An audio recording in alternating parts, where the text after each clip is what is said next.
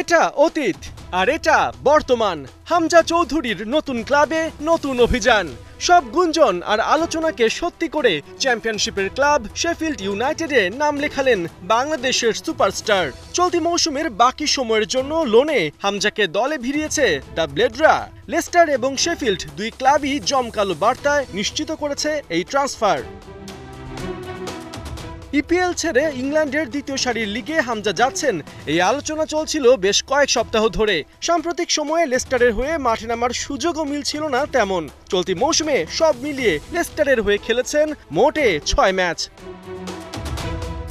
হামজার এই ট্রান্সফারে পারফরমেন্স যেমন একটা ইস্যু, তেমন রুড ফন নিস্টেলরয়ের মাস্টার প্ল্যানও বড় একটা কারণ। দায়িত্ব নেবার পরই নিজেদের ফান্ড বাড়াতে চাইছেন লেস্টার বস। লক্ষ্য আগামী মৌসুমে নতুন ফুটবলার কিনে দল শক্তিশালী করা, যার জন্য হামজাকে লোনে পাঠানো ক্লাবের জন্য গ্রেট ডিল হিসেবেই ধরা হচ্ছে। অবশ্য হামজার ট্রান্সফারে পার্মানেন্ট চুক্তিরও শর্ত রাখা হয়েছে। চলতি মৌসুমে চ্যাম্পিয়নশিপের আরও 17 ম্যাচ বাকি শেফিল্ডের। এর মধ্যে হামজা নজর কাটতে পারলে তাকে স্থায়ীভাবে রেখে দেবার সুযোগ পাবে ক্লাবটি। তবে একদমই যে অচেনা পরিবেশে গিয়ে পড়ছেন হামজা তেমনটাও নয়। শেফিল্ড কোচ ক্রিস উইল্ডার তার পুরনো গুরু। 2022-23 মৌসুমে ওয়াটফোর্ডে দুজন একসাথেই কাজ করেছেন, তাই সুযোগ পেয়ে নিজের পছন্দের প্লেয়ারকে আবারও টেনে নিয়েছেন শেফিল্ড বস।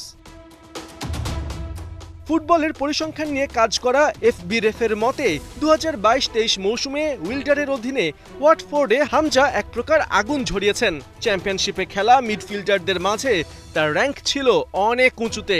বল ট্যাকেলে 97%, ইন্টারসেপশনে 99% আর এরিয়াল ডুয়েলে 98% সফল ছিলেন হামজা চৌধুরী।